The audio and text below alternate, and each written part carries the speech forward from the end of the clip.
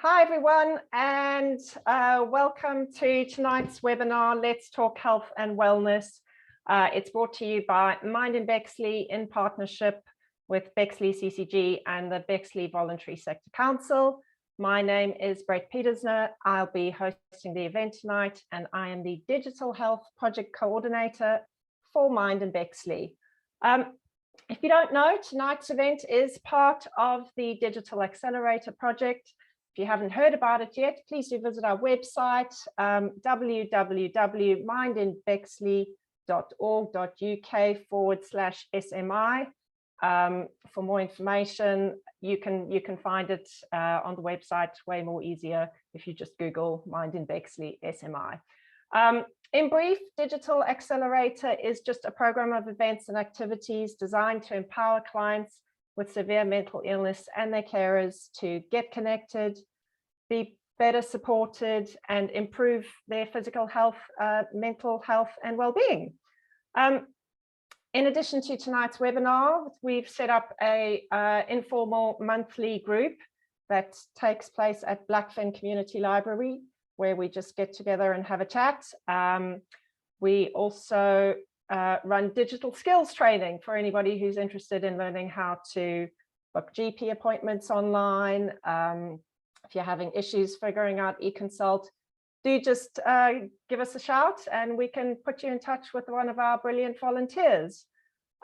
Before we get to tonight's proceedings, there are just some housekeeping bits and bobs. To let you know, this event is being recorded, but please be assured audience members cannot be heard and they cannot be seen. A video of the event will be shared on our YouTube channel in the next couple of days, so look out for that and please do share. If you'd like to submit any questions in the chat box, please do so. We'll do our best to answer if we have time at the end. And obviously, please note, we can't answer any questions about kind of individual circumstances and situations. As always, we really welcome your feedback. Please use the chat function, pop down your thoughts, ideas, topics for next time. We'd love to hear from you. And do keep in mind, this is a live event, so please bear with us if we have any issues. Things do happen. Just again to remind you, this event is for information purposes only. If you need to speak to someone today, please call Samaritans on 116 123 or visit your GP. Right, so on to tonight's agenda. As you know, the world has recently slid from one crisis, COVID, into another, and that's the situation in Europe, and that's just happened without any let-up. This has been challenging for everyone, and you definitely aren't alone if you feel like you're struggling. So we hope that tonight's theme, help, how to get it when you need it, is well timed. We have a lovely panel of speakers who've joined us tonight, talking to us about who we can go to when things are tough. We're going to be talking about people, services, tools you can use to manage your mental health when you're in crisis, as well as when you aren't. First up, we have Holly Hudson, a GP at Barnard Medical Centre and mental health lead for Bexley CCG, and she'll be talking about when to get in touch with your GP and what they can do for you. Following that, we have Laura Burke, our training and community lead, and she's really just giving us some fantastic tips on how to communicate. You need help. We have Mind in Bexley's Dina Phillips. She's going to be running through the Crisis CAF service. Always good to know kind of what you're walking into if you're feeling a little bit apprehensive. We are already having technical difficulties. Suman Mumtaz is battling to get in. So if she's not able to get here in time to talk about Community Connect, our lovely Laura will be jumping in and telling us all she knows. And finally, I'd just again like to thank Laurel Morgan-Bruce from Oxley's Trust.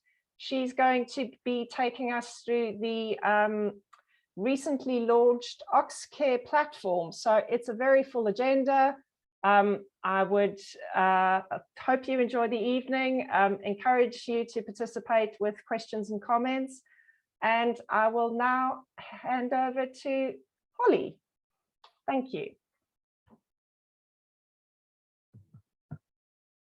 Hello, my name's Holly Hudson, and I'm a GP at Barnard Medical Group in Sidcup, and I'm the mental health lead for Bexley.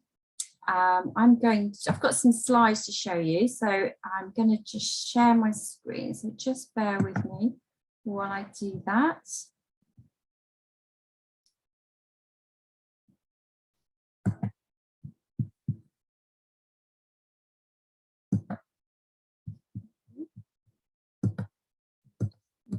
Back to the beginning, so I hope you can all see that. So I've been asked to talk about what your GP can do for you, and how to sort of contact your GP. So if we go to the slide, this is what I was going to try and share with you tonight. So I wanted to explain to you different ways of contacting your GP, when you should make an appointment to see your GP, different opportunities that are available to you to see your GP, to get appointments. When you go to the GP surgery, who are you going to see? I'll just give you some examples of a range of different healthcare professionals that you can access at the GP surgery. And then I'll also signpost you where to go for more information. So we'll just go to the next slide. So looking at how to contact your GP, I know traditionally all GP contacts were face-to-face appointments. Things have changed, things have improved. And so now there are lots of different ways to access your GP. Some of these have been more popular during the lockdowns, during COVID, and things have advanced. So, you know, now virtual consultations, telephone consultations, electronic email consultations are quite popular, and ways that so there's lots of different ways. So I'll go through initially sort of explaining to you what eConsult is. So eConsult is where you can, it's a platform where you can email your GP, and most eConsults are done through the your GP practice website, and that's how you get onto eConsult. And eConsult is an electronic platform where you put in your symptoms. It talks you through, you can choose, so you can choose different, you answer questions, and you have to put your contact details in, and then it takes it to the practice, and then the practice can view your eConsult. So some GPs use this to triage all patient appointments, and if you find it difficult to use, there will be somebody at the surgery, usually in the administrative team, that can help you. And also, as Brett mentioned, you can access the digital skills training through the Digital Apprentice. So, you know, if you can't use it, there's always someone that can help. So don't be put off. Even if you just ring the practice and speak to one of the receptionists, they'll be able to talk you through different ways of accessing eConsult. The next way of accessing your GP would be through telephone appointments. So we traditionally use these for follow-up, for giving out results, but more recently we've been using them as well to triage patients' symptoms. So, as I say, some practices might use telephone appointments in order to decide whether you need to see a GP face-to-face, or whether we can help you by talking to you and by arranging things over the phone. So quite a lot of information can be gathered over the phone and quite a lot of support can be given to you.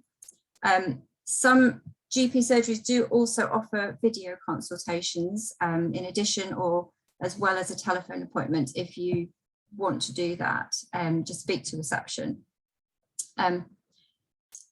Then you've got face-to-face appointments. Now, usually these do have to be booked in advance and would be usually booked through reception, but the different, so e-consultant telephone appointments will also sometimes triage you to a face-to-face appointment. Just to say that all GP practices are fully open and all GP practices offer face-to-face appointments. It's just that sometimes you may have to go through a triage of a telephone appointment initially. But face-to-face appointments are definitely all happening. Although I think still at the moment, we will ask you to take some social distancing measures and to still wear face coverings or masks unless you're exempt. So the other ways of accessing your GP, these are usually for emergency appointments.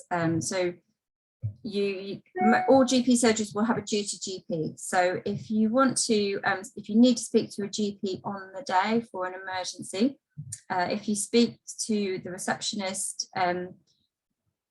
then they can arrange for the duty GP to usually call you back.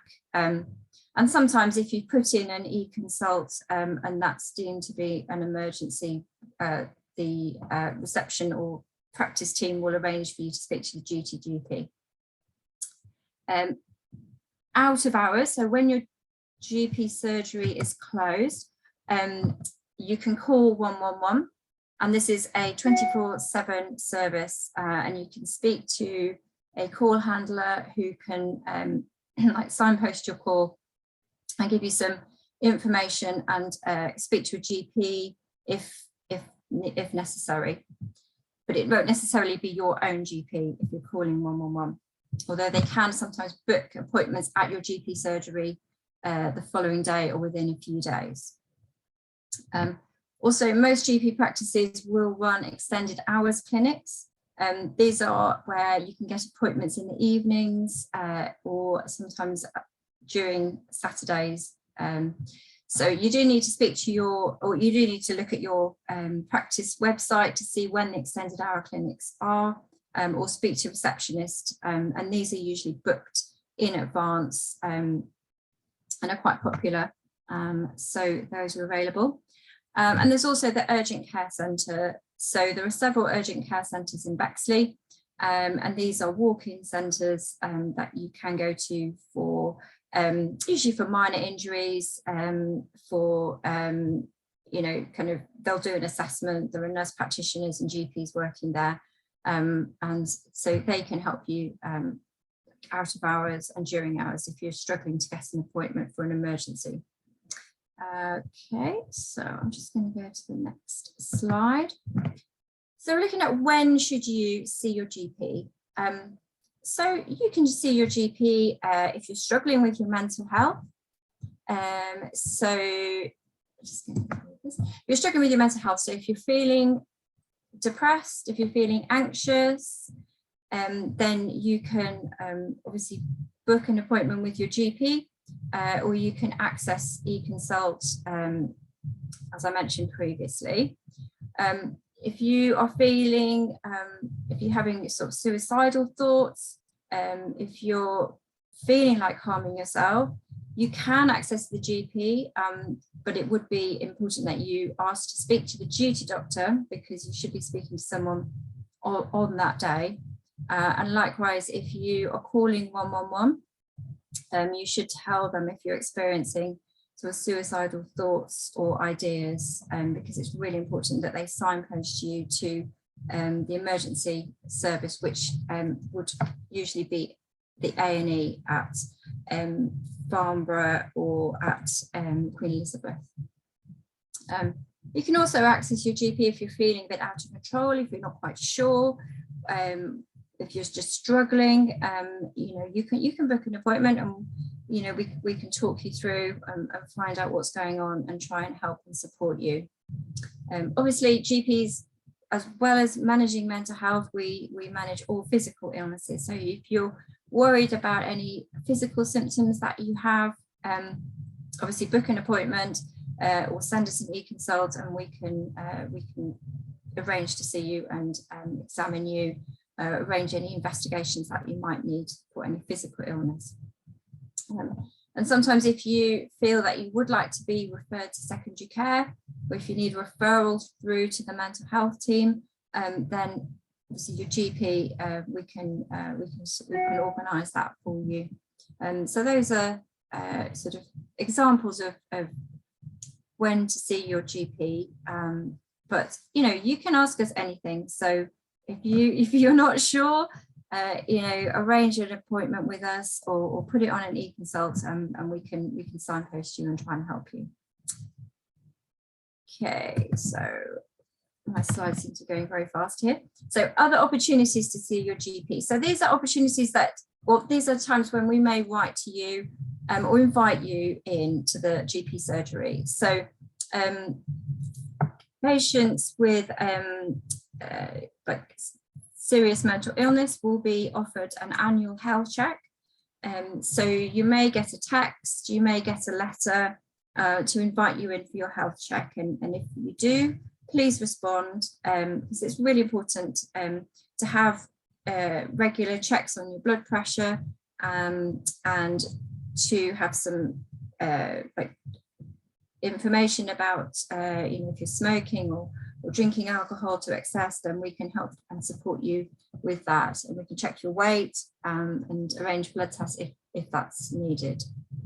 You may also be invited for screening checks. So if you're a lady, then you might be invited for your smear test, and you may be invited in for a blood pressure check, or you might be invited in for your diabetic review as well. So these are different appointments that you may be offered. For patients that are on several medications, you might be invited in for a medication review. This is being done more frequently now by pharmacists who are based at the surgery. So if you do get an invitation for a medication review, that might be with a pharmacist based at the surgery, and that could be on the telephone, or it could be face-to-face. And there are also annual vaccinations that you will be invited for your flu vaccination. And I would suspect going forward that COVID may be a frequent vaccination that we're going to need. So, your GP surgery will keep you informed and may send you invites for vaccinations that you're due.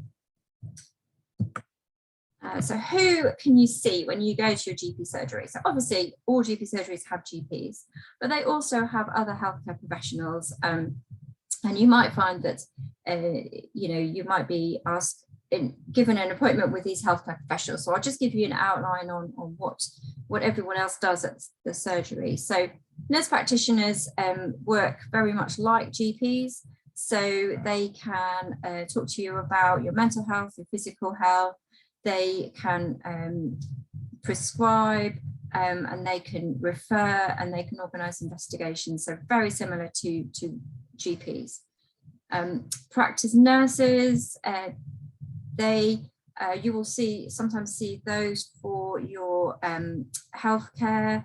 Sorry, your health checks.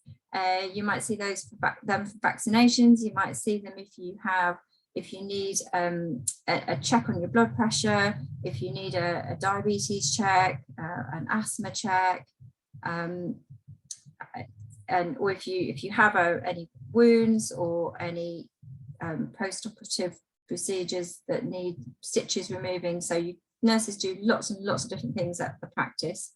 And some are very specialised. We have respiratory nurses as well, and diabetic nurses at the practice. And then we also have healthcare assistants. So They work in a similar way to nurses, and often they help with the NHS health checks or the like the physical health checks, and they also run weight management clinics and can help with smoking cessation. And so again, you may be asked, and they do blood tests as well in some practices, so you might be asked to see a healthcare assistant. Like I mentioned, we now have pharmacists attached to the practice. So these are different to your local chemist. They are attached to the practice, and they are involved in doing medication reviews. And sometimes they will, that you might call them if you're calling in for a query about your medication. You might be signposted to speak to a pharmacist about that. We also have social prescribers that are increasingly being linked to practices. They work alongside sort of Community Connect, and they effectively run a sort of signposting you to different like services within the community, support groups, and they can have several appointments with you if you're struggling with any particular issues. And more recently, we have mental health practitioners. At the moment, we just have one mental health practitioner in Bexley, and they will be helping the GPs in speaking to patients with mental health problems, helping with the physical health checks. And so you may be signposted by your GP to see a mental health practitioner. And that will be face-to-face at the practice, could be a telephone call as well. We also, some GP practices have paramedics that work with them. And the other one I didn't mention is physician's assistants. So these are all healthcare professionals that kind of help the GP to manage all the patients. And so, don't worry if you're asked to see one of these different healthcare professionals. It actually helps to improve the access, and you'll be seen sooner if you see one of these healthcare professionals.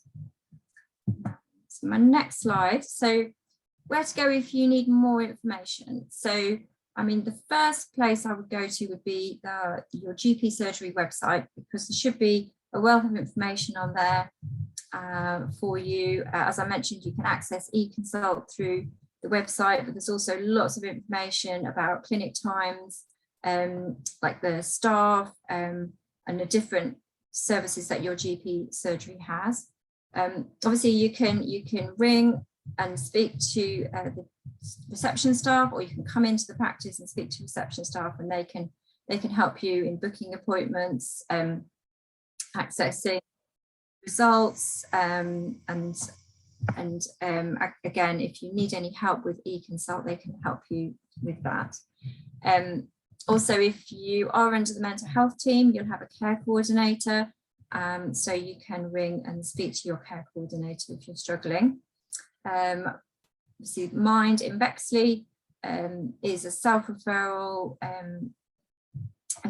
service, which Laura's going to talk about Mind, and the Crisis Cafe is available, and I think Dina is going to talk about the Crisis Cafe a little bit later.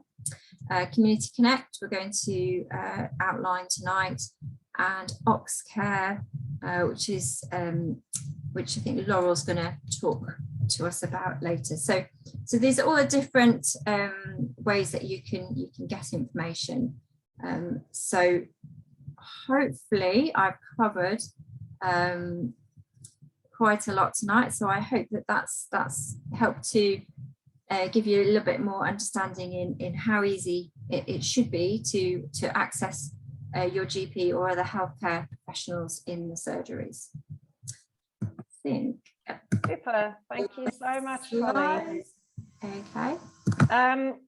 That's really reassuring to know that GP practices are fully open and that there's more than one way to get in touch. We know we know the long waiting times can be frustrating, but as Holly says, eConsult is fantastic, and there are other options as well. I'll now hand you over to Laura Burke. Excellent. Hello, everyone. Thank you for coming on today. Let me just share my presentation with you. Okay. Brett, if you can give me a thumbs up if you can see my presentation, that would be fantastic. Thank you very much. So now what we are going to talk about is how to ask for help. And I think this is something that a lot of people find really difficult for a variety of reasons. And what we're going to do, we're going to kind of unpick it a little bit and understand why that might be and how we can ask for help moving forward. So firstly, what I wanted to do is just share this quote with you, which I thought was quite poignant for what we're talking about today.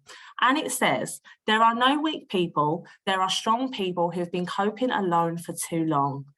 And I really liked that quote. And the reason being is a lot of people say, and I hear it a lot of the time, you know, I can deal with it by myself. I shouldn't burden anyone with my problems. I'm somebody that needs to take care of it myself. And actually, we're social creatures. We thrive on connection. And I think from the lockdown, it was quite poignant, and it showed us how much we need each other and how much we need that connection.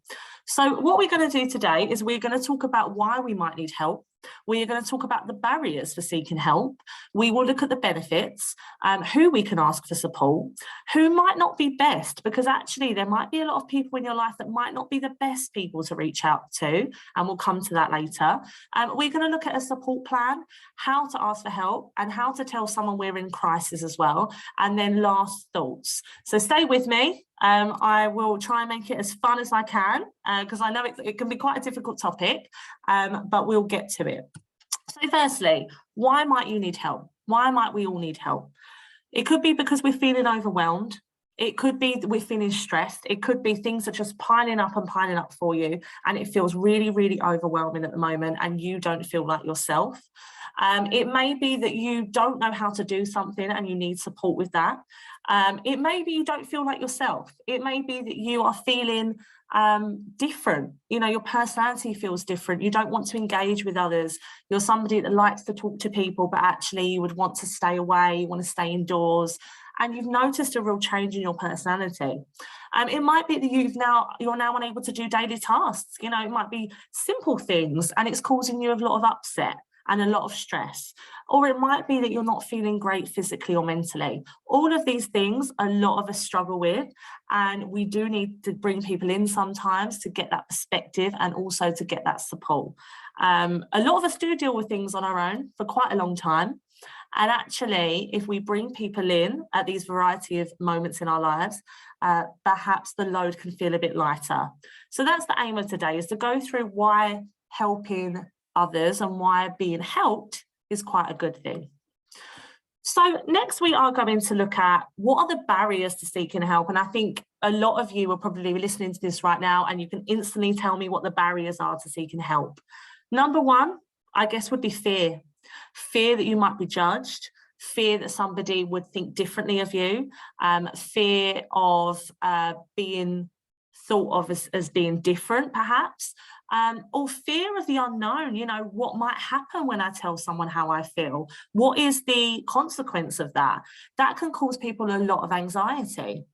People might feel embarrassed about what they're going through, and they might say, oh, well, this isn't very important because all of this is going on in the world right now. But look, if this is bothering you, it is important and it's something that can be helped with. It might be that you have a lack of self-worth. You don't believe that you should have help. You don't believe that you're somebody that deserves help. We might also find it hard to communicate how we feel. So that actually prevents us from seeking help because we don't know how to tell people. We don't know how to explain it. We don't really know what's going on for ourselves. So we sit with these feelings because we don't know how to say, look, I don't feel myself right now. And maybe it's as simple as that. Maybe it's as simple as saying, I don't feel myself. But we'll come to that as we go on through this talk. We worry that information will be shared with others. This is really important, that things won't be kept with that person you speak to. And we will discuss that, how it is really important to be a bit selective with the people that you tell, you know, when it comes to asking for support, because you want to tell the right people that give you the right support. And we're unsure of the consequences, like I mentioned earlier, you know, we don't know what might happen after that. So maybe that's something we ask, and maybe that's something we share. This is a really, really important one. I really wanted to share this because I actually know a lot of people that feel this. So it's something called the illusionary bias. It's a cognitive bias that we have, and it basically means that we think people already know how we feel, and because of that, we get frustrated that they haven't approached us already. How interesting is that? So we're struggling in our minds, and we believe everyone else knows that we're struggling. And then we're frustrated because we're thinking, why is no one cares? No one cares about me. No one's coming up to me asking me my ham. No one's saying to me, you're okay, Laura. No one's saying to me, do you need some support with anything? How dare they? That's how I'd be thinking, how dare they? But what you've got to remember is sometimes how you're feeling isn't as projected as you think. For instance, I remember years ago, I was really embarrassed doing a talk one day, and I thought I was really red, I felt really nervous, and I thought that everyone else could see how embarrassed I was. But when I looked back at the video, it was nowhere to be seen. So sometimes how you are feeling isn't actually portrayed. So do keep that in mind the next time you think that, because people around you might not necessarily know how you are feeling. Unfortunately, we're not mind readers, and there are some things we aren't going to know unless you share them with us. Okay, so it is going to take a little bit from you to get that support you need. Next one, not knowing who to speak to or where to go. You might sit with these feelings, or might sit with this frustration or anxiety or low mood because you're not sure where to go, you're not sure who's going to help you, and you think, well, what happens when I do this? So that could be a complete barrier. And lastly, and this is a very important one, it might be that we've asked for support before, or it might be we've reached out and we didn't get the outcome we wanted. And because of that, that then stops us from asking support again. So if you've reached out to a particular service, or you've reached out to a friend that you thought could really help you and they didn't, you might then internalize that as, there's no point speaking to people about how I feel because people aren't going to help me. But we know that's not true. We know there are lots of people out there that can help you, and potentially what it was, they can help you better, and the people you were speaking to didn't know how to help you, perhaps. Or maybe it can be for a variety of reasons, can't it? So they're the barriers. There might be more, there might be less, but I think that's probably the main reasons why people might say that they don't seek help. So now what we need to think about is, what are the benefits of seeking help? And if I could see you all now, I'd ask you, why do you think it's important to ask for help? Why do you think it's good to speak to people about how you feel? You know, we see it all the time, don't we? Especially in mental health campaigns. Talk to people around you, open up, speak to your closest friends, let people know how you're feeling, call helplines. Why do we say that? You know, we're not saying it because it's just something to say. We're saying it because it's something that can help. You know, when we speak about how we feel, it can make us feel lighter. It can make us feel that we have shared a problem. Let me go into my next slide and we'll discuss more. So what are the benefits of asking for help? It can actually develop relationships. If you are close with somebody and you let them in about what's going on for you and your struggles, that might make them understand you better. And because of that, that helps you both develop that strong relationship. It might be that they thought of you in a particular way, and actually when you've let them in and said, look, I find this really difficult, there's that level of understanding. And because there's that level of understanding, that relationship that you've had is only going to grow stronger.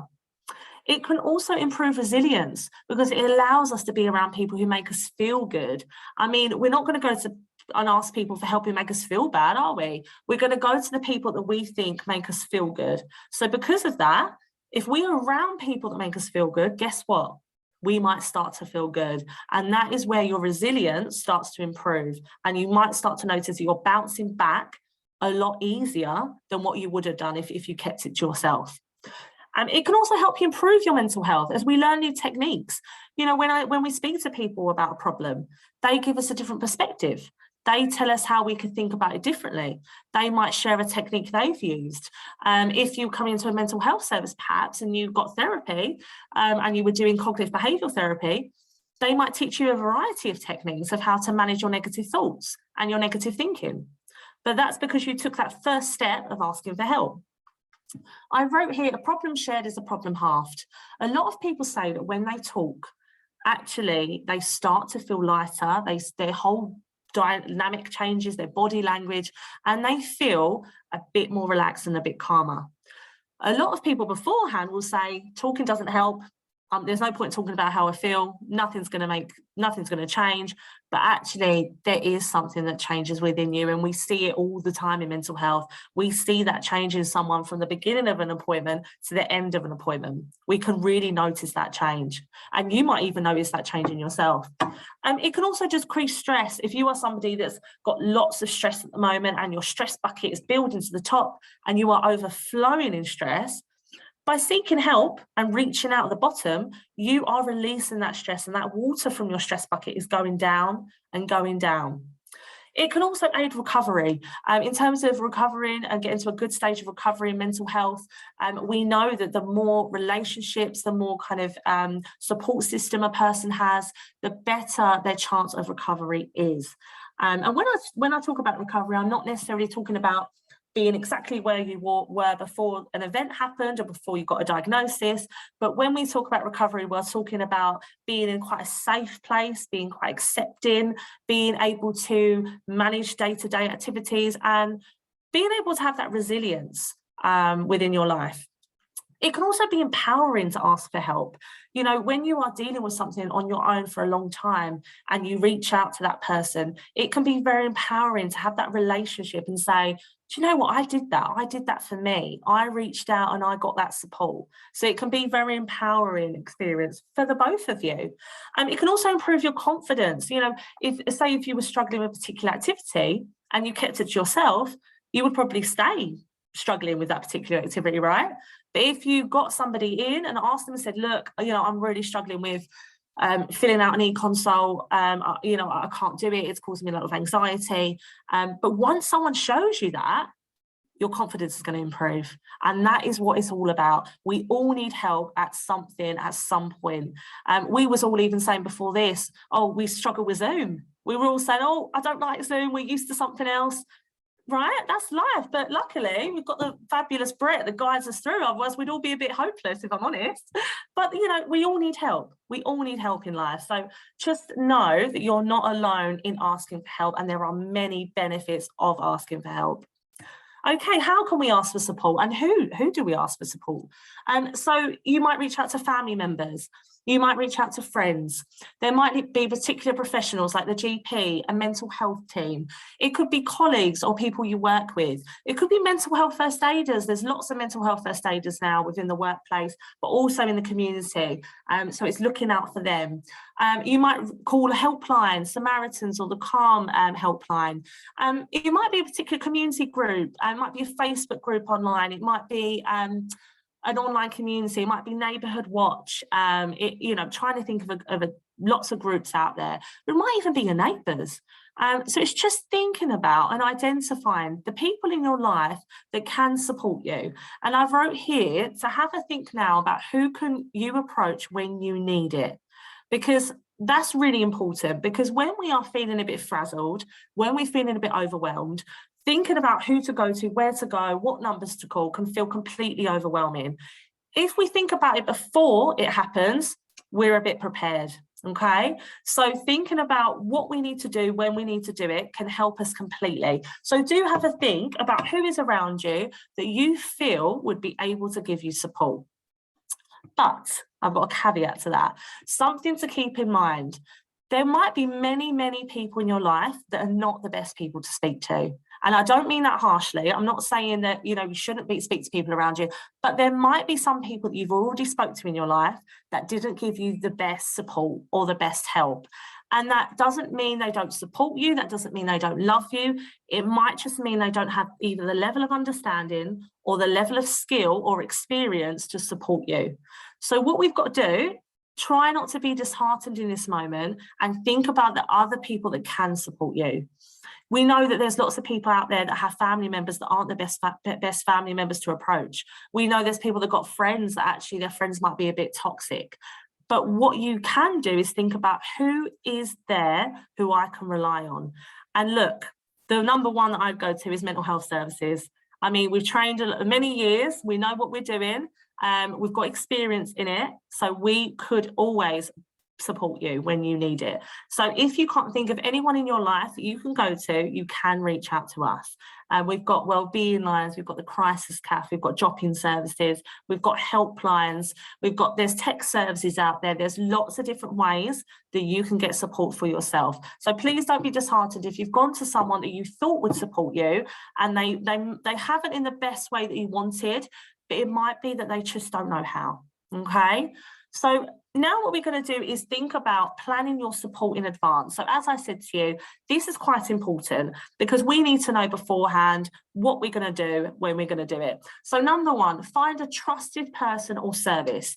The trust is really important here. You're not going to speak to someone that you don't trust. Why?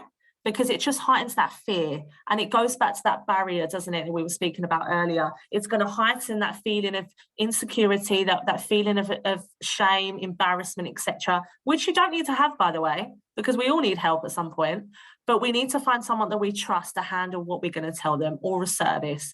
Next, what you might want to do, if you've got a particular diagnosis or a particular problem, you might want to let them know about your diagnosis so they have that level of understanding, if you feel comfortable to, just so they can understand you a bit better and that it develops that relationship. You might want to tell them about the signs to look out for when you're becoming unwell. You might want to say, look, you know, when I'm really quiet or when I'm not coming out much, that's an indication that I'm not well. So then they know that's when to check on you, and that's when to say, look, Sandy, how are you really doing? You told me you're okay, but how are you really doing? So that your friends or your family or people around you are going to pick up on these signs that you tell them. Let them know about your triggers. You know, if you had something really difficult happen in your lifetime and perhaps you're going through something similar again, that might be an overwhelming trigger for you, and that might be helpful for somebody to know about. It might be fear of rejection is a trigger for you. So you go into an interview and not getting a job might really raise your feeling of self-worth, feeling underwhelmed, overwhelmed, all of the above. But let people know. Also, share your support plan with them. So, you know, you can say to them, look, I wanted to write a bit of a plan about what I'm going to do when I need help, and am I okay to put you as somebody that I can reach out to? What you're going to do though, when it comes to who you reach out to, you're going to put a few people. And the reason I say that is because there might be times that people don't answer the phone. Okay. And what we don't want you to do is go, oh, I've reached out to someone, they're not helping me. It might be they're busy, it might be they're in the shower, it might be they're wherever, it might be they haven't got a phone, whatever it might be. So we need to have a few different services or a few different people that we can ask for support.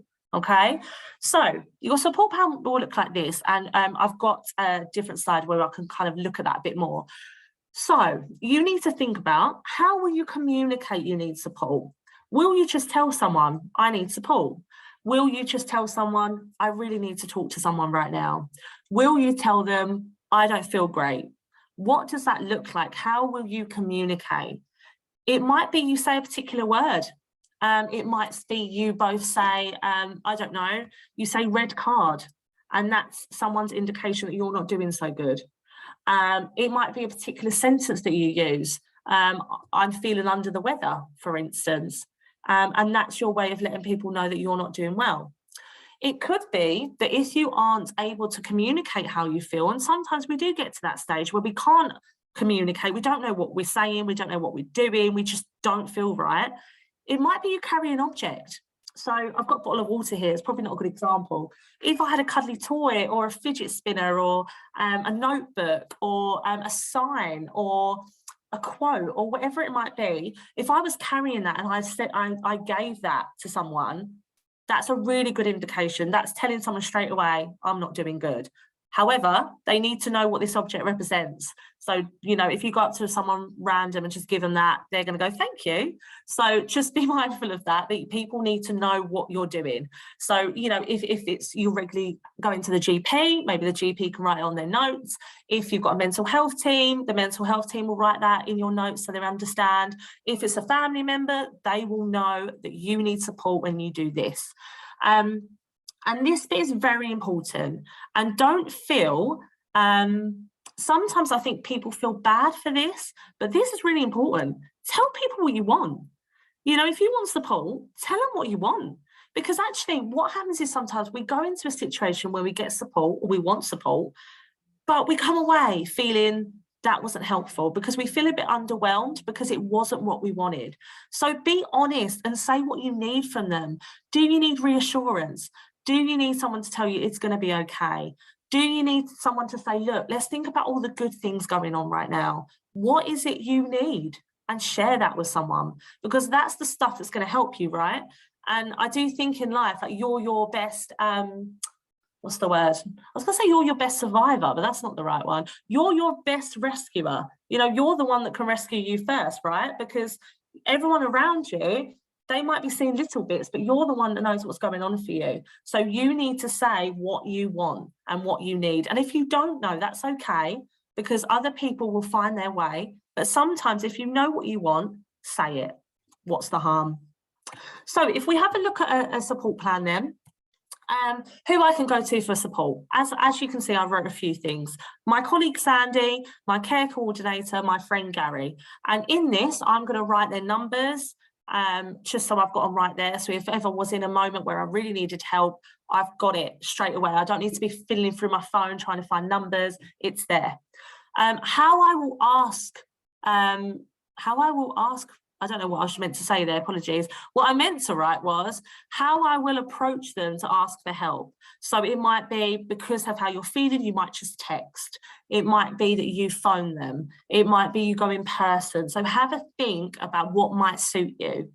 How will you communicate that you need support? You'll hold a fidget spinner and physically show them that you're not right now, you're not feeling good. You will physically tell them, I am struggling with my mental health. I am struggling with my feelings. I don't feel right. You need to be specific. What do you need? Do you need someone to tell you all the good things in your life? For example, you're going to the college that you dreamed of. Do you need someone to tell you that tomorrow's going to be a better day? Do you need someone to tell you that, look, have a good sleep, because I know that helps you. Have a good sleep. And then when you wake up, you're going to feel different. You know, what do you think you need? And lastly, because sometimes it's not just about getting help from others, it's about what you can do to help yourself. So add that to your little support plan. What I can do to help myself. Could that be listening to calming music? Could that be going for a walk? What does that look like for you in terms of seeking help? So that's something that you can kind of create yourself and make it as colourful as you want. You could have it on your wall at home. You can put it in your phone. You could have it in your wallet or in your purse. And it's just a great way to have that there, because sometimes when we are feeling really overwhelmed and sometimes we feel stuck, we feel like we can't be our own rescuer. So this support plan is you previously, you being the rescuer previously, okay? So it's like your previous self going, it's all right, I've got you, here's your plan. And that's what we need to follow, okay? So how do we ask for help? Now, as I said, decide who the best person to speak to is. Be direct, and I know sometimes that can feel quite hard to do, but the more direct you are, the better support you tend to get, because people are getting you, you know. What we tend to do, we dance around the subject. Oh, I'm really tired, you know, life's been hard, everything's struggling. But what we're saying is, I can't go to sleep. I'm so stressed, I'm not sleeping, and I'm crying all the time. And because I'm crying all the time, I'm arguing with people and whatever. Be specific. So be direct. I need your help with this. I need to speak to you about how I feel. I'm really not feeling right now. Can you speak to me for a minute? I really need someone to listen to me. Whatever that might be. Think about the outcome you want, and if you know it, tell them. Sometimes it may help to plan your talk in advance. So for instance, if you was meeting a GP, for example, some people find GP appointments really terrifying. So sorry, Holly. But what I would say to do is write notes and plan that interaction. So how are you going to tell them how you're feeling? When are you going to do it? Are you going to tell it straight away? Are you going to let the GP talk first and then you're going to tell them? Or are you going to go in and go, I need your help? You could write a letter if it feels difficult to talk about how you feel. So it might be you want to speak to someone really close to you and maybe something happened and it wasn't a really nice experience and you want to communicate that that was difficult, or you want to build that relationship, whatever it might be, but to say it would feel really difficult. So write a letter. It can be so powerful for someone else to receive, because when they're reading it, it's like they're really hearing you. So writing a letter is really powerful. You could show someone a picture or share a song, and you could state, this is how I'm feeling right now and I need your help. Because sometimes we recognise the stress in others more than we recognise it in ourselves. We don't realise we're distressed until we see it elsewhere. So if you see a picture or an artist picture, or a particular song might be quite a good one, and it has the lyrics in it that you really resonate with right now, you can share that with someone and say, look, can you listen to this song for me? Because this is how I'm feeling, you know, and that's quite a different way of doing it than going, look, I need your help. So it's quite a different approach. And lastly, always remember that people around you want to help, whoever that might be. If they love you, if they care about you, they will want to help you and they will try their best. They might fumble along a little bit, but they will try. And if you don't get the support from those around you, the mental health services are here and we will do our best to support you as well. What to do if you're in crisis though? So when I talk about crisis, I'm talking about when we talk about crisis, it's referring to an emergency crisis situation where your life or someone else's life is threatened. It might be an individual is feeling suicidal, or is in danger of harming themselves, or it might be that we're worried about harming someone else. And if that's the case, we would recommend to call 999 or go straight to A&E, and that is to make sure that you are safe. But also, what can you say in these interactions? Because actually what you say is really important, because I think that talking about suicide in particular is actually really, really important, because the more we talk about this, the safer it makes people. So let people know exactly how you're feeling, because they will know, somebody or someone will know a bit about this subject, okay? So just be quite frank about it. I can't keep myself safe. I am, or I feel suicidal. I'm thinking about suicide. I'm worried that I'll harm someone, or I'm worried I'm going to harm myself, or I want to kill myself. And I know that sounds really tough, and I know it might feel quite difficult to talk about, but actually this is really important, because that's how you're going to get the right support that you need. And I think that when it comes to something like suicide, we dance around it. We say, oh, we're not feeling great. I've been thinking about dark thoughts, and I've been thinking about doing things like that. And if you're speaking to someone good, they'll ask you directly, are you thinking about suicide? Are you thinking about ending your life? Which is really good practice, by the way. That keeps people safe. So what I want you to try and do, if you are feeling like this, is to try and be a bit more direct. And if you can't be direct, write it down and give it to someone, because that's how we're going to support you in a more efficient way. So I just wanted to end you with this, and sorry to leave it on a crisis slide, but I do think it was quite important to add it in. Last remaining thoughts here. Seeking help isn't always easy. We can appreciate that. We all feel that, especially when you're not feeling well. It can take time, and it may not be straightforward. It might not be that you're going to get help immediately, but it's the first step to getting to where you need to be. It's important to remember that you're not alone and that you deserve support.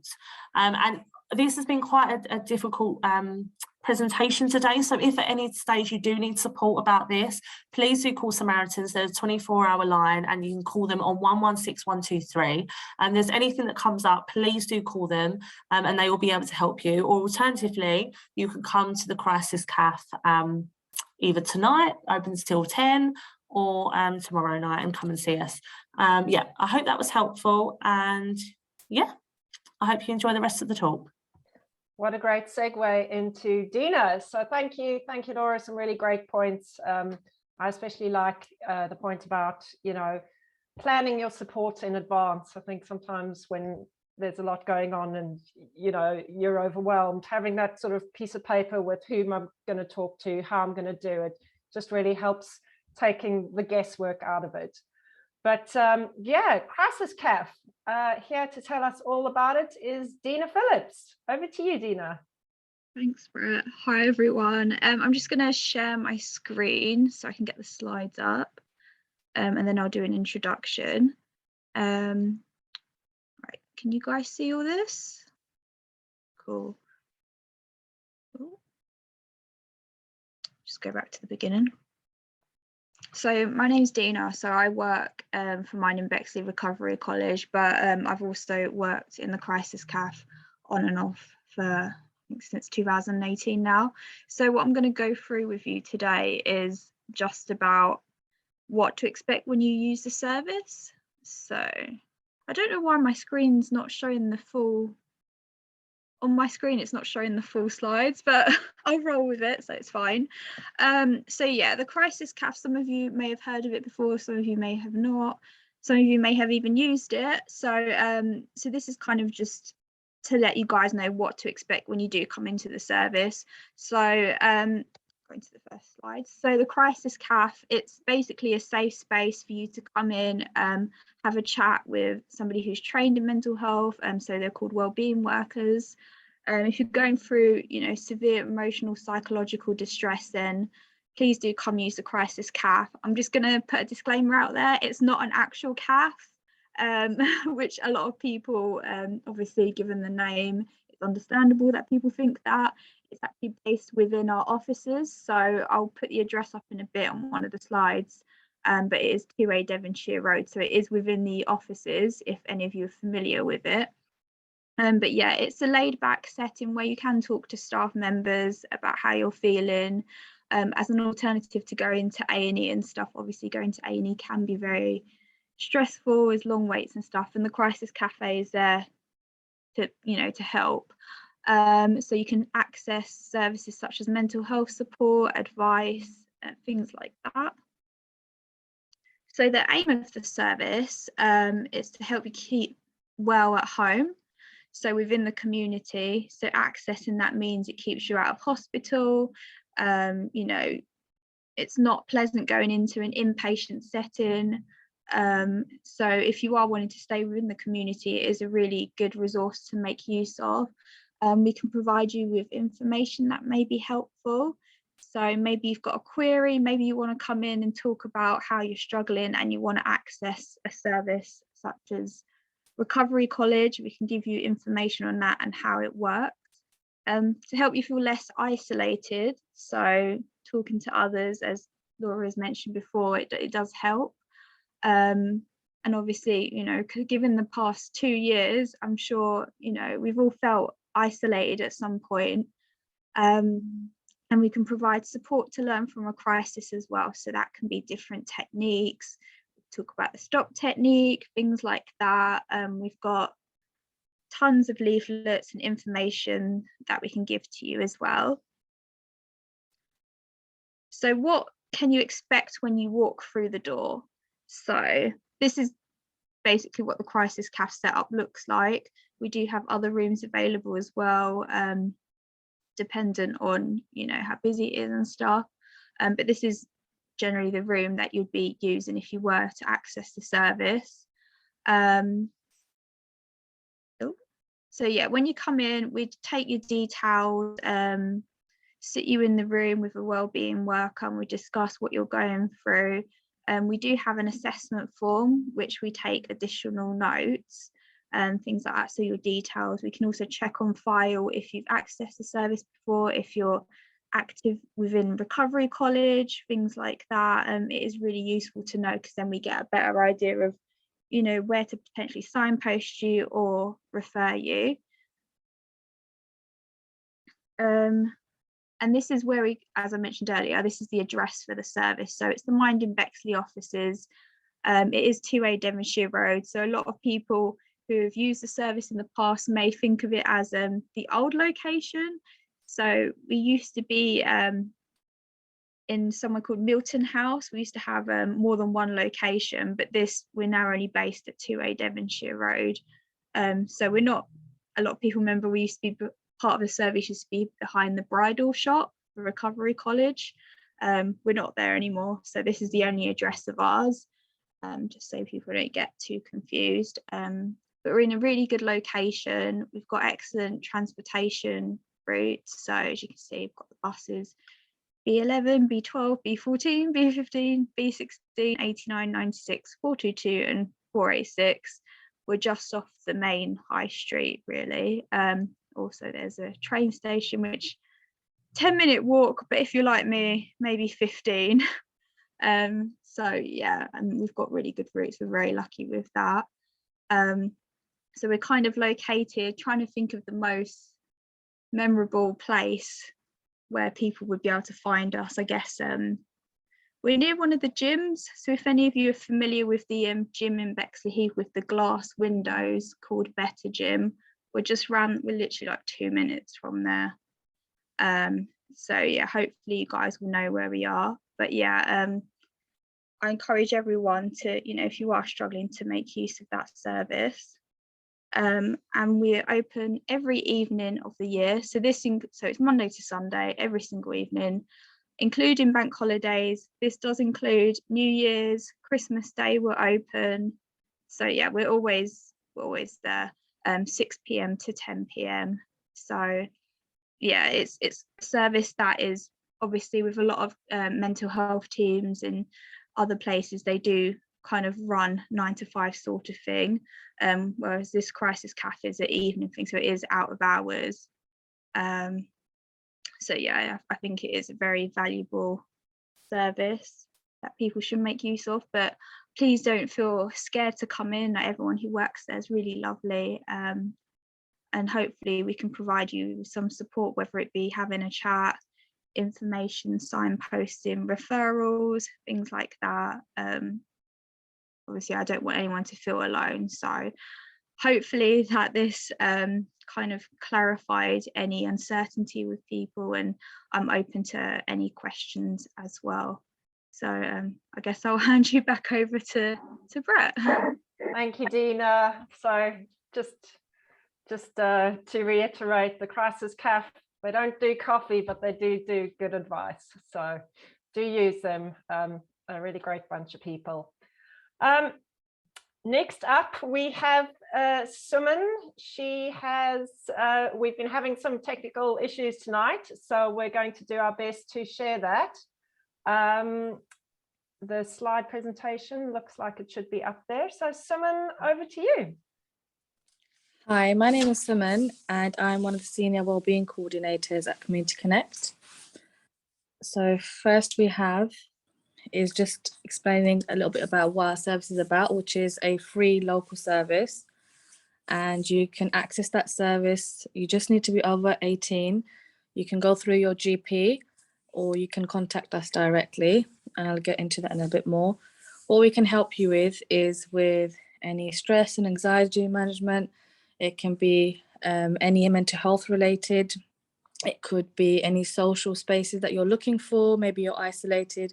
Maybe COVID has made you isolated. Maybe you've joined a new area. You've maybe going through something slightly different, and you feel a bit confused. So it's a great space to get in contact with us, have a little chat, and we can sort of tease out what it is that you're looking for. And sometimes when you do come through, you may think that you need support in one area, but then sometimes you find that you may need, for example, a local football club or a walking club, because maybe that's not something you've done before. So we can access in many different areas, and I'll go through that in a bit more detail. So the next slide is who can access it. You have to be over 18 and registered at a GP based in Bexley, and that's the only requirement that we have.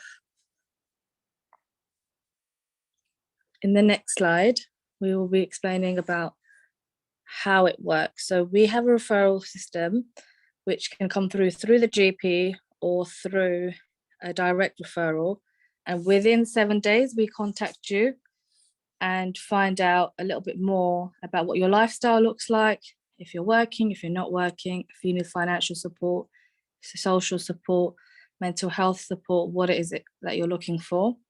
We discuss the best options for you, and together we make an action plan and have an outcome of what that looks like, what works for you and what doesn't work for you.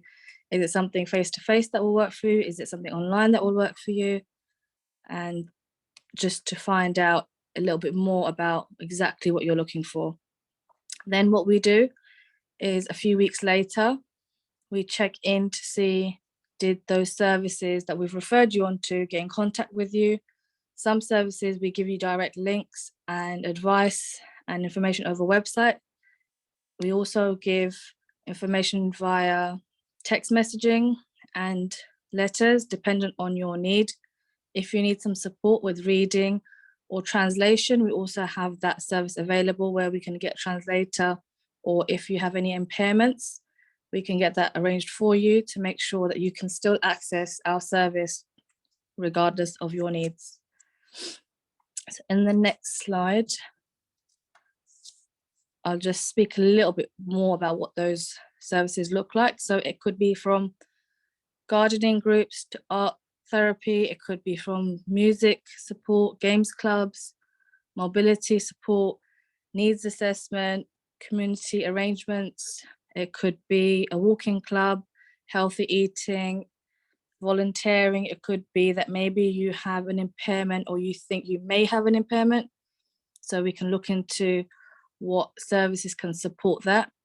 If you feel that you need support with a loved one, a partner, a friend who needs support, and you are emotionally supporting them and you need that support of offloading or how you're managing that support for them, you can also find support within those areas. For example, if you're dealing with somebody who is a patient for Alzheimer's or dementia, it could be that we can find support for you, because that's a lot of anxiety and a lot of pressure of understanding what it is about or how you can best support them. So that's just a little bit of what we can have access to.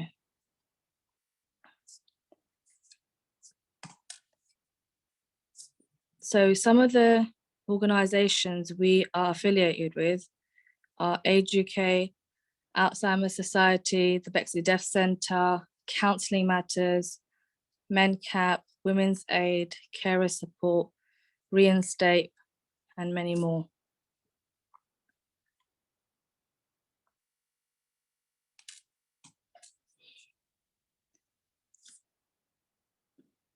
Hello, can you still hear me?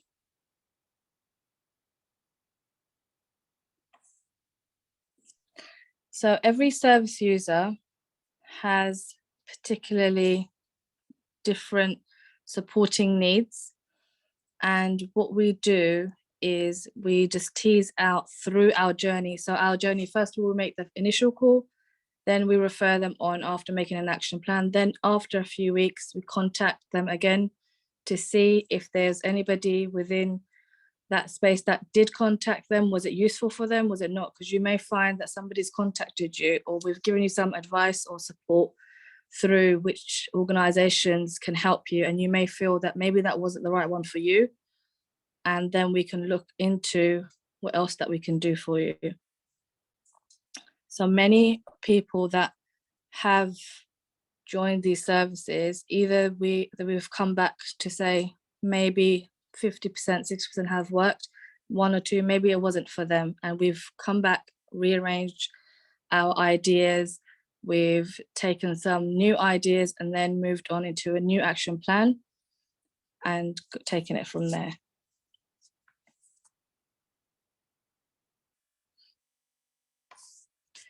So one case study that we wanted to share with you is Gurpreet, and she was somebody who was facing anxiety, depression, and a diagnosis, who was unable to cope with just the different changes within her life, including physical and mental capacity. what she did is she was referred through the GP, and we referred her on to support groups with her illnesses, and also healthy walks for her mental clarity, because we believed that if you're going through a physical change, illness, or something new, then it also affects your mental well-being. So there may be something that can help her to meet new people or to rebuild her confidence, which is what Gurpreet did go through. So in her journey, we went through the 3 weeks and 3 to 6 months after her accessing those services. We then also did a check-in at 6 months' time to see where she was then at. So whether that service was good enough for her then, or whether we needed to have more access, or how she was doing at that time. She felt really better within her mental self and managed to find new people through healthy walking. Although she had a good support network, she found that going for healthy walks with other people, she found out there was more people in the community just like her who were going through something slightly different, but the journey was the same, and managed to make new friends as well.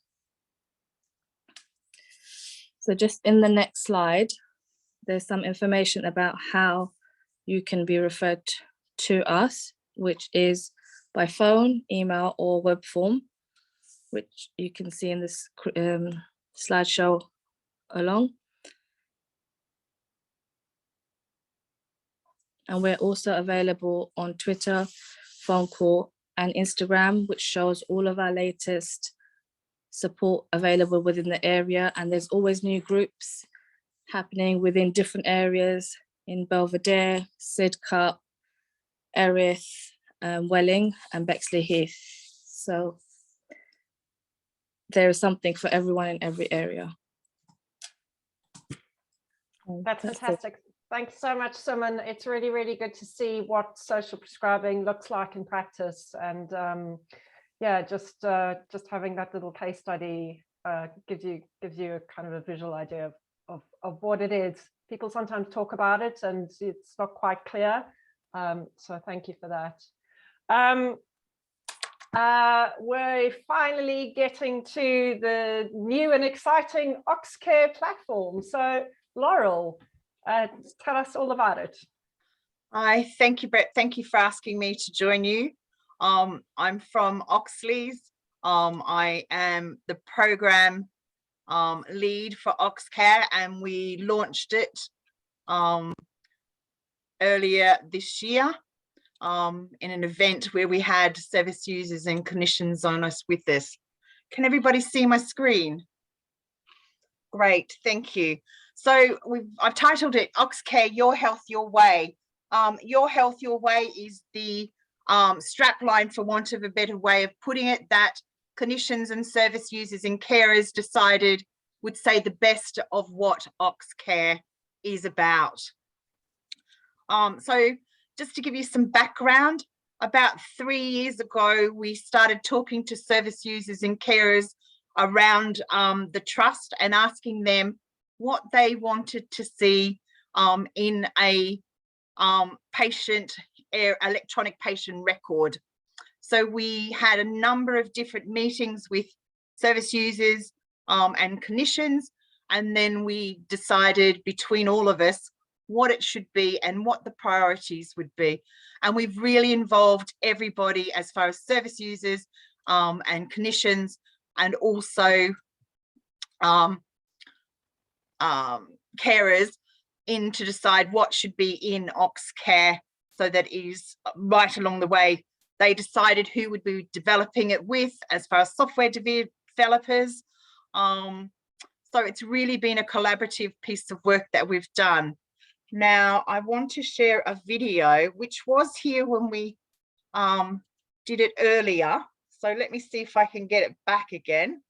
It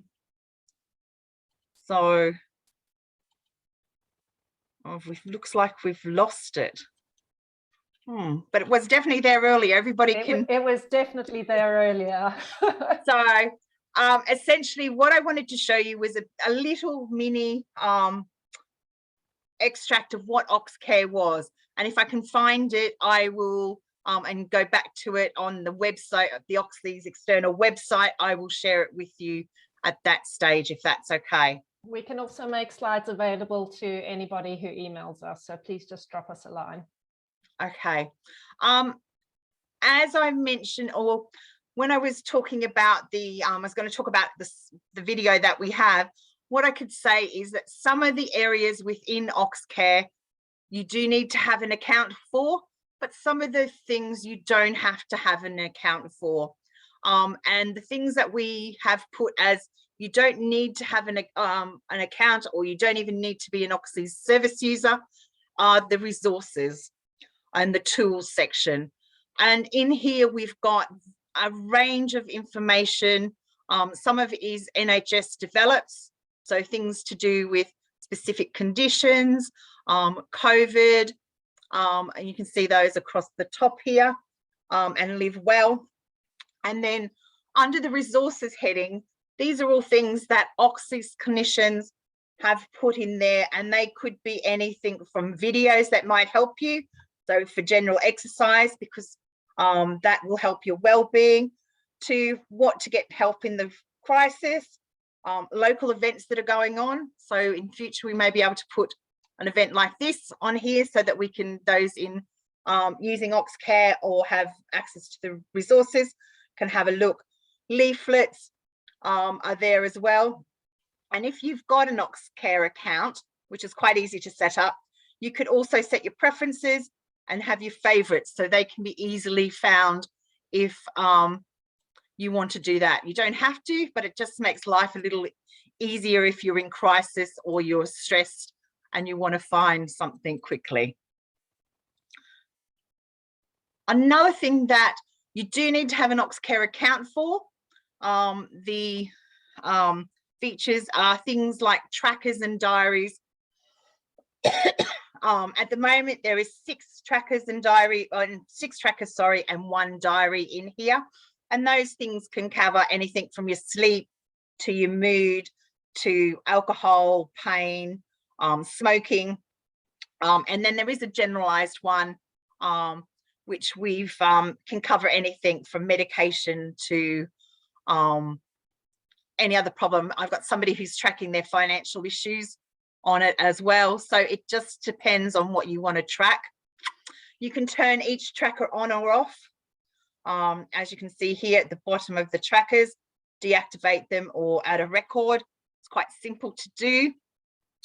And if you have a Oxley's, you're a service user of Oxley's or a carer of Oxley's, you can invite them to your community within Oxcare, and you can share this information with them so that they can have a better view of you as an individual, or when you come in to see, because we all know that sometimes when we go in to see, I can't remember who it was that said, it might have been Laura, when you come in to see a therapist or something, you're a bit nervous, so you don't always tell everything. So having the diary and the trackers there can help you, as well as if you've got any friends or family looking at it as well. There is a tracker overview, which can, it overlays, so if you're keeping 3 trackers, say your mood, alcohol and pain, you can overlay them across each other and then spot any patterns that may be there for you, or triggers, which may help you going forward, that you can then put some sort of care plan or in to help you with that as well. Another thing, and I've mentioned it previously, is your community, and whoever has their account completely controls who can see their information. So you can invite family, you can invite friends. If you've got an Oxley's care team, please, when you sign up, contact your Oxley's care team, let them know that you've got an Oxcare account. They will give you some information so that you can invite them to your team. And at that stage, you can share messages with anyone who is in your care team. You can share as much information or as little information as well. What I would say is this messaging function should never be used in a crisis situation. There is a link on the page that takes you, if you're in crisis, to the Oxley's crisis page, which can help you. But it is a convenient way of letting your care team know if there's something that happens on the weekend or something you want to talk to them next time you see them, and you can just jot it down to them so it's available for you there when you go to see them next time. And you can send messages 24/7, so it's at a time that suits you. What I will say is the care team will respond within 3 working days. So if it's a Friday night, for instance, you set it, you won't get a response until the Wednesday, because they just need some time as well. If you are an Oxley service user and you have a care plan or a crisis plan with Oxley's, it will come through when you register your NHS number, date of birth.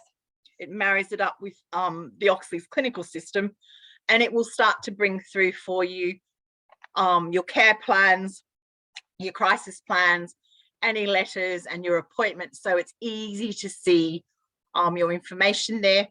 There is also a section called About Me, so you can complete that, which just gives your clinician and your family, pardon me, or friends, some more information about you.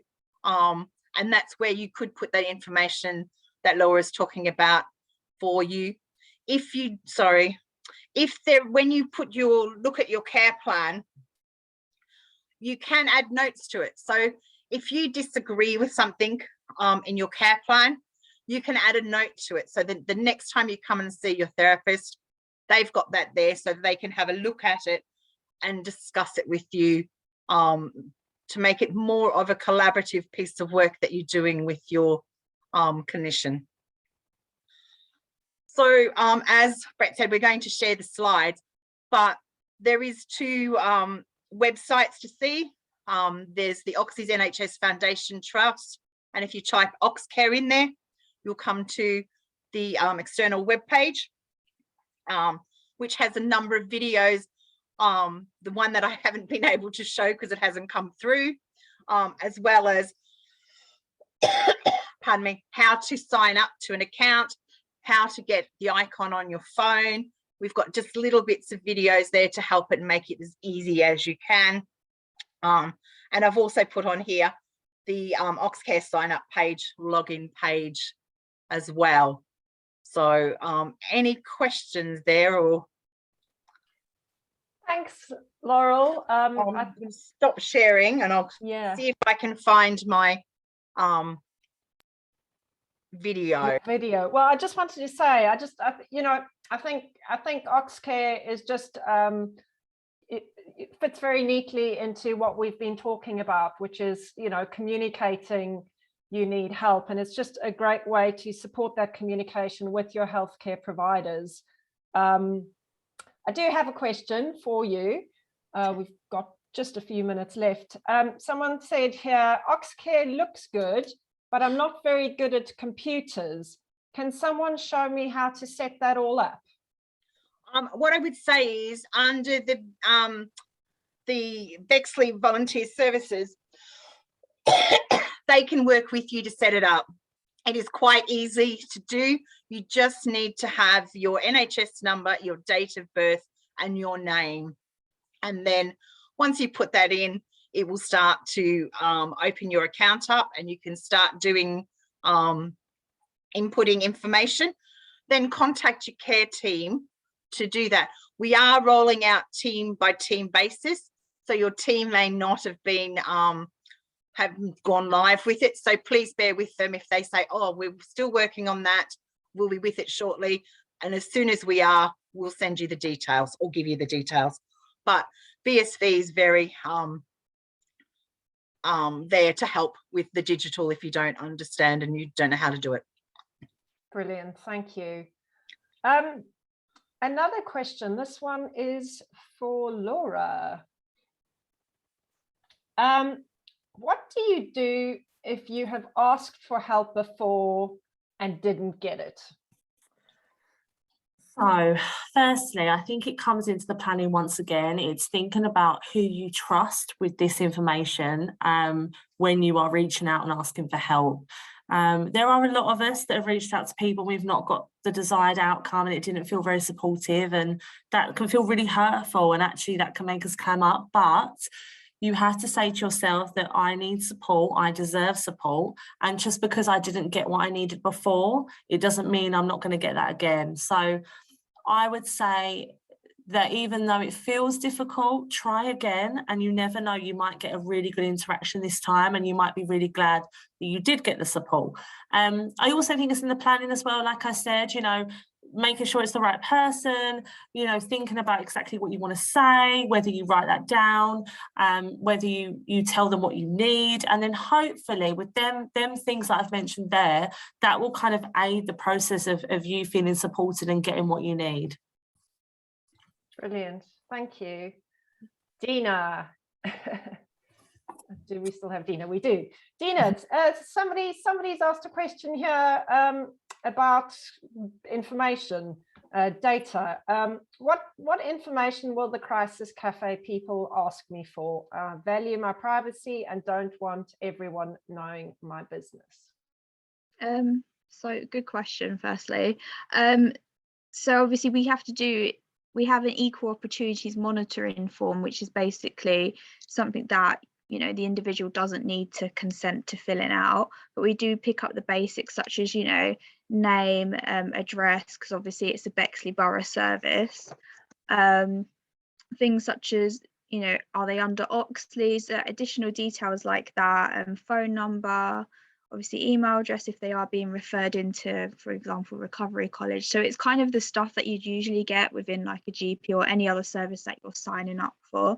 Obviously everything's confidential unless we feel you're at risk of harm to yourself or others, so that's something to bear in mind as well. But we do, you know, the information that we gets inputted onto our computer system just for our own records, so we can keep track of how many times a person comes in, if there's any additional support that we can provide.